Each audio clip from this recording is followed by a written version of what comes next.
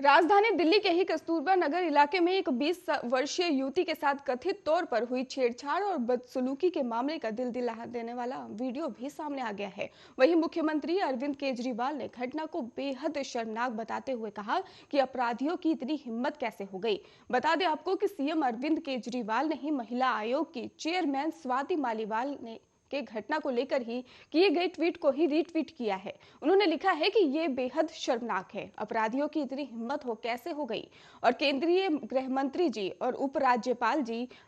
से आग्रह करता हूं कि पुलिस को ही सख्त एक्शन लेने के निर्देश दे, कानून व्यवस्था पर ध्यान दे और दिल्ली वासी इस तरह के अघन्य अपराध और अपराधियों को किसी भी कीमत पर बर्दाश्त नहीं करेंगे। वहीं इस मामले में महिला आयोग की चेयरपर्सन स्वाति मालीवाल ने भी पहले ट्वीट किया था। उन्होंने अपने ट्वीट में लिखा था कि कस्तूरबा नगर में ही 20 साल की लड़की का अवैध शराब बेचने वालों द्वारा गैंगरेप किया गया और उसे गंजा कर चप्पल की माला पहना पूरे इलाके में मुंह काला करके घुमाया गया। और मैं दिल्ली पुलिस को नोटिस जारी कर रही हूं, सब अपराधी आदमी और औरतों को अरेस्ट किया जाए और लड़की और उसके परिवार को सुरक्षा दी जाए। आपको बता दें कि मामले ने पुलिस ने ही कार्रवाई करते हुए अभी तक 4 महिलाओं को ही गिरफ्तार किया है और आगे कुछ और अपराधियों की फिलहाल पुलिस जांच में जुटी हुई है।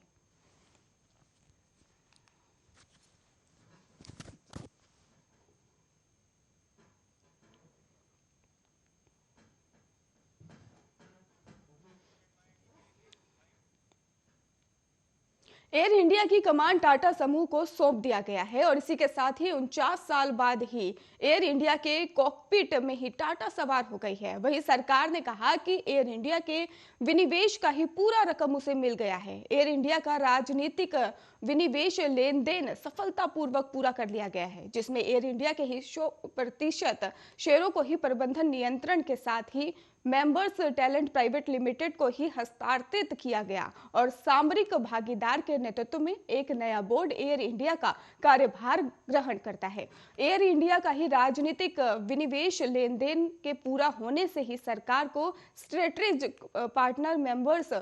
टैलेंट और प्राइवेट लिमिटेड मेंबर्स को लेकर भी टाटा सन्स प्राइवेट लिमिटेड की पूर्ण स्वामित्व वाली सहायता कंपनी से ही 2,700 करोड़ रुपए रकम मिल गया है और एयरलाइन पर ही बकाया 15,300 करोड़ रुपए के कर्ज की लेनदानी जो है वो टाटा समूह ने ही अपने ऊपर ले लिया है। आपको बता दें कि एयर इंडिया के ही रणनीतिक विनिवेश के लिए ही टेलिस प्राइवेट लिमिटेड की उच्चतम मूल्य बोली की सरकार की मंजूरी के बाद 11 अक्टूबर 2021 को ही विजेता बोली लगाने वाले को आशय पत्र जारी किया गया था। शेयर खरीद समझौता 25 अक्टूबर 2021 को हस्ताक्षर किए गए थे और इसके साथ ही आपको बता दें कि भारतीय स्टेट बैंक के नेतृत्व में बैंकों का एक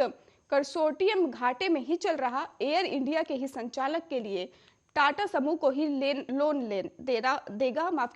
देगा और इसके साथ ही सीबीआई को भी लेकर इसको नेतृत्व वाला ही कंट्रोलियन एयरलाइंस की जरूरत के आधार पर ही टर्म लोन और कार्यशील पूंजी कर्ज दोनों के पर ही सहमत बनेगा और बैंकों के कंसोर्टियम के पंजाब नेशनल बैंक और bank of Baroda, union bank of India सहित सभी बड़े बैंक शामिल हैं।